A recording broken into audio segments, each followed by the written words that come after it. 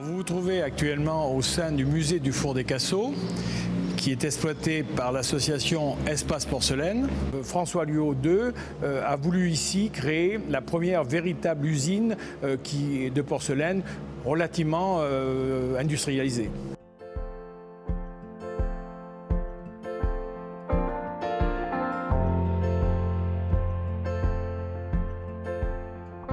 L'association qui gère ce musée a été créée en 1986.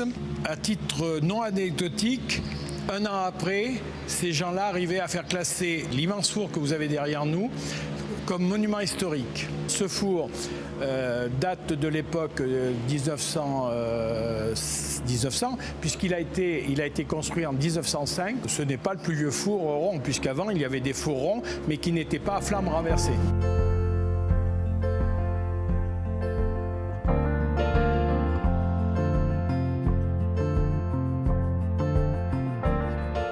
« 2016, cette année montre le bicentenaire de la création de ce site, pas de la création de l'usine elle-même, puisqu'il ne doit pas exister beaucoup, il ne doit pas rester beaucoup de pierres de l'usine. Il fallait à tout prix faire connaître, pour ceux qui ne le savaient pas, qu'ici a été créée la première véritable usine, manufacture dite industrielle de la porcelaine à Limoges, il y a 200 ans.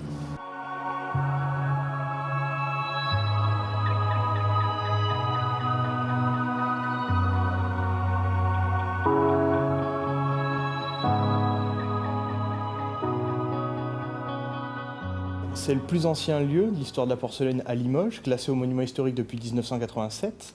Et cette atmosphère, évidemment, illustre particulièrement les conditions de travail, les techniques, le labeur, tout ce qui allait autour de la fabrication. C'est un mélange de prouesses techniques et d'art qui a fait avancer la porcelaine et qui continue à la faire vivre quelque part.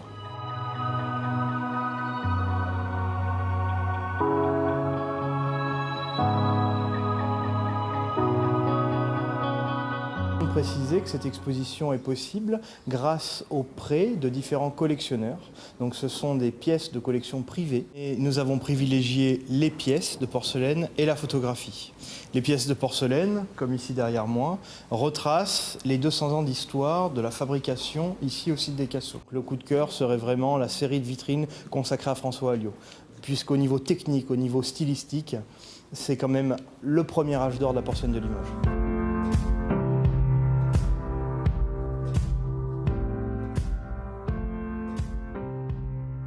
200 ans de production, évidemment, ça représente beaucoup de pièces, beaucoup de formes, beaucoup de services, etc., etc., beaucoup de courants artistiques aussi.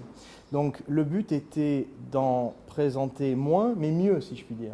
Donc sélectionner à chaque fois des pièces propres à chaque raison sociale qui se sont succédées sur le site et répondre à chaque courant artistique et leurs évolutions.